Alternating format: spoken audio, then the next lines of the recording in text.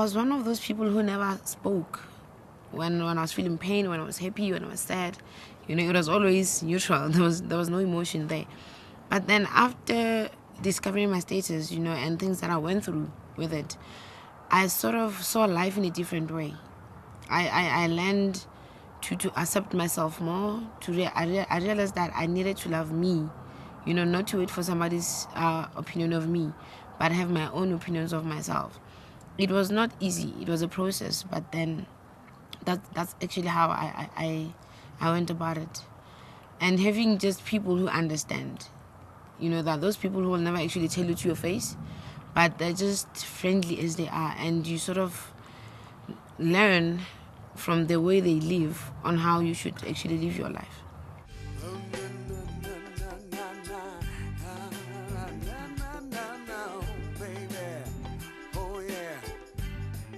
Discriminating them is not helping.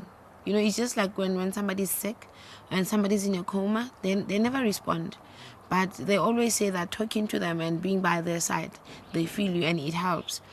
And I think support is not about discussing my HIV status, but support is about just being there, listening to me, not treating me like I'm different from other people. It's not treating me like I'm a foreigner, when don't put special attention to me, but focus on me when you focus on other people.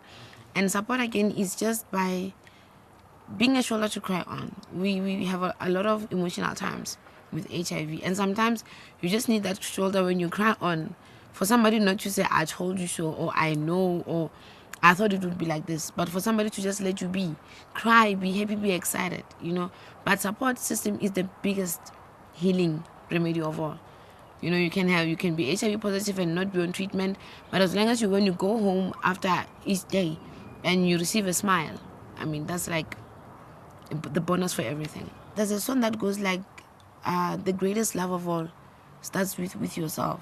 And if you love yourself enough, there's certain things that love will prevent you from doing. If you love yourself enough, there's certain wishes that will happen from that. If you love yourself enough, you become a conqueror.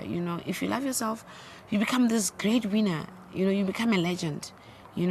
And it takes time and skill and knowledge to do that. But I believe that surviving in life, you must actually learn to love yourself, and that's all that really counts for me anyway. Being HIV and being in relationships, I've learned that there's a lot of heartbreak. So I don't normally let myself really love easily. I would love to have my own child, but then working with HIV people, I've learned that having a child is not only about giving birth to one, but it's about being a mother to one. Just like they say, it takes a great man to be a father, So I learned that, and maybe one of these days, hopefully, I will adopt. And funny enough, me and my boyfriend, who wants me to call him my husband, have a name for a baby that we're gonna have, adopted or naturally born.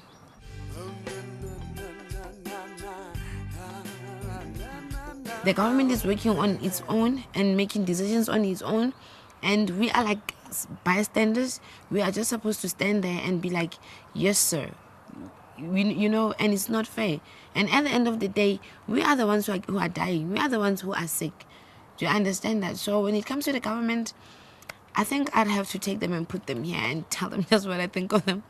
Every day when I wake up and I've made a difference in one life, every day when I do the pre and post testing and somebody tests negative, and they come back and say, I'm here for my confirmation, and they're still negative. That's like, for me, I think I'd be more happier than Bill Gates, because I've done something different in somebody's life.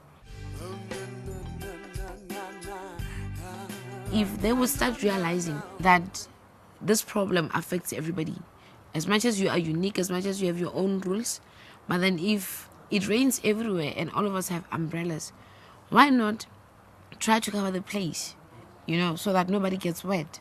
But unlike saying, this is not for me. Because most religious people, especially in South Africa, they'll be like, this is not for us. We don't do sex. We don't do relationships. We wait for marriage. And it becomes hard to talk to people like that, because you become sort of like naked you become sort of like dirty in a way, that's how they would actually make you feel. You see, so if they would just accept it and be open about it, be open-minded, we are not forcing it, but just be open-minded and think about it. And I think that would make a real difference.